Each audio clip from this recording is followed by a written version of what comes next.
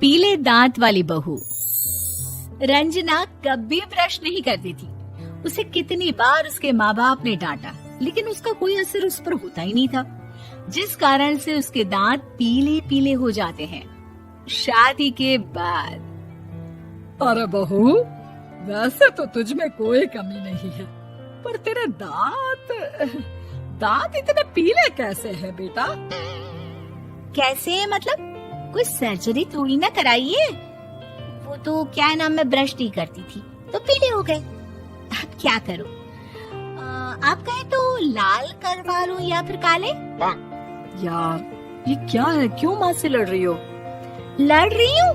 अरे मैं लड़ रही हूँ या ये बोल रही है कि दांत पीले हैं, पीले। अरे तपस्या थोड़ी ना की है इन्हें पीले करने के लिए। बकायदा ब्रश नहीं किया है 20 साल तक, तब जाकर। छी, कैसी बात कर रही हो? ये उस वक्त तो पीले नहीं थे जब हम लोग तुम्हें देखने आए थे। अरे तब साफ करवा लिया होगा डेंटिस्ट के पास जाकर। अब देखो कैसे पीले पीले लग रहे हैं। रंजना सास की तरफ गुस्से से देखती है। फिर शुरू हो गई पीले पीले पीले। अरे पीले तो तब भी थे जब मेरे हाथ का रसगुल्ला उड़ा उड़ा कर खा रही थी और बोल रही थी, लड़की नहीं गुणों का खजाना दे रहे भाई साहब। अब वो लोग करते भी तो क्या करते, पीले दांत वाली बहू पल्ले पड़ी थी तो झेलना तो था ही। एक दिन कीर्तन में रंजना गाना गा रही थी। अरे कमला बहन, माँ का द्वार है, यहाँ तो सब शुद्ध होकर आते हैं, फिर अपनी बहू को ब्रश भी नहीं करवाती तुम। दूर से पीले पीले दांत भक्ति में बाधा उत्पन्न कर रहा है। अरे कोई 2 साल के बच्चे थोड़ी ना लेकर आई हूँ मैं बहू बनाकर। अच्छी खासी लड़की है, अरे कैसे करवाऊँ ब्रश? ये तो उसे खुद करना चाहिए ना। अब माँ बाप तो इसके जैसे तैसे निपटा दिए, ये नहीं सोचा कि सास कैसे संभालेगी। सास बहू को लेकर घर आ जाती है, लेकिन सोच लेती है कि आप इसे लेकर कहीं नहीं जाएगी। अगले रोज बहू कहती है, अरे क्या हो गया, मंदिर नहीं जाना क्या? कीर्तन का वक्त हो रहा है। मेरी मधुर वाणी से कान्हा जी जागते हैं और सोते हैं। आप तो जानती है ना उनकी भक्ति में कितना मन लगता है मेरा। वो क्या है ना, तबीयत ठीक नहीं लग रही है मेरी, आराम करूंगी मैं। तबीयत ठीक नहीं लग रही? अभी तो मिथुन के गाने पर नाच रही थी आप, और अब बोल रही है कि तबीयत ठीक नहीं लग रही। अरे भक्ति में मन लगा लो सासू माँ, ऊपर जाना है, क्या मुँह दिखाओगी आप? हाँ? सास को बहू की बात पर गुस्सा आ जाता है।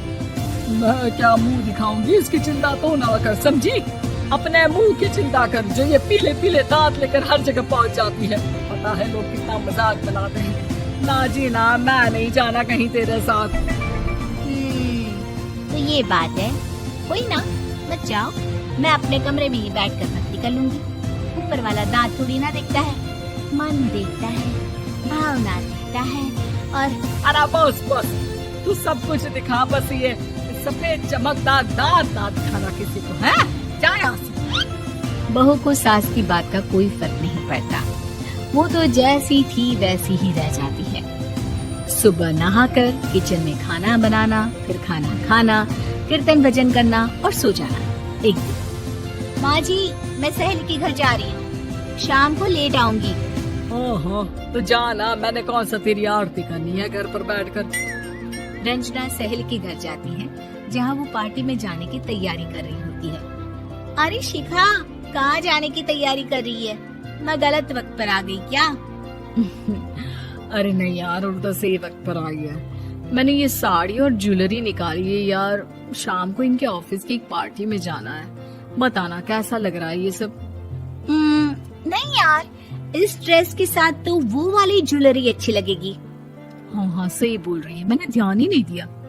वैसे तो हमेशा से मस्त फैशन सेंस रखती है।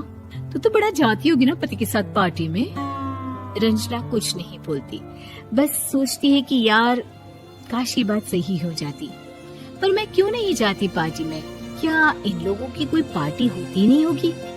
रंजना घर आती है और रात में पति से सवाल करती है, एक बात बताइए, आप मुझे किसी पार्टी में क्यों नहीं ले जाते? क्या आपके यहाँ ऑफिस में पार्टी नहीं होती?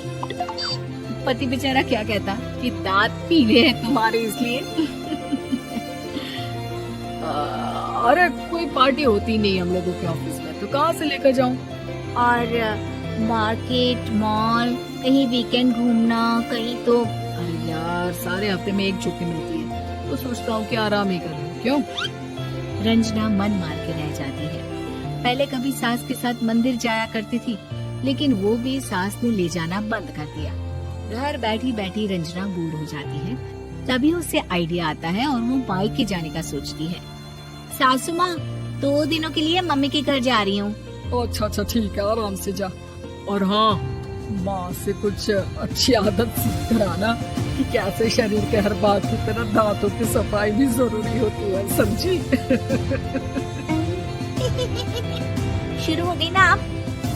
वो लोग आपकी तरह नहीं है कि छोटी छोटी बात का बतंगड़ बना दे। उन लोगों के लिए मैं मायने रखती हूँ, ना कि मेरे पीले पीले दांत। रंजना माँ को बिना बताए उन लोगों को सरप्राइज देती है, लेकिन जैसे ही वो दरवाजे पर पहुँचती है, अंदर देखती है कि घर वाले कहीं जा रहे होते हैं। अब माँ, काश रंजना दीदी के दांतों वाली प्रॉब्लम नहीं होती, तो वो भी हम लोगों के साथ चलती ना बुआ जी की बेटी की शादी में। हाँ बेटा, लेकिन अब उसे कौन समझाए कि उसको उसके पीले दांत नहीं दिखते, लेकिन उसके आसपास के लोगों को कितना एम्बैरेसिंग फील कराते हैं। मुझे तो कितनी बार उसके स्कूल की टीचर ने शिकायत की कि उसके साथ कोई लड़की बैठना भी नहीं चाहती, और ना ही कॉलेज में कोई उससे बात करना चाहता था। लेकिन पता नहीं क्यों उसे ये बात समझ में ही नहीं आती। कोई कमी नहीं है उस लड़की में, बस यही कि दांत पीले हैं। वो तो भला हो जीजा जी और उनकी माँ का, जो दीदी को जैसी है वैसे ही रखा हुआ है। रंजना को अपने घर वालों की बात सुनकर बहुत दुख होता है। वो सोचती है कि वो क्या करे, लेकिन फिर वो सीधा डेंटिस्ट के पास जाती है, अपने दांत चमकाती है और कसम खाती है कि वो रोज ब्रश करेगी। अरे क्या हो गया? तुम तो 2 दिनों के लिए गई थी ना, पर कोई ना, अच्छा है, चलो आ गई तो। रंजना सास के सामने आकर खड़ी हो जाती है और पूरी स्माइल करती है, उसके चमकदार दांतों को दिखाती हुई। चले मंदिर। माँ, मुझे माफ कर दीजिए, मैंने आप लोगों को बहुत एम्बैरेसिंग फील करवाया। मैं आज से रोज ब्रश करूंगी।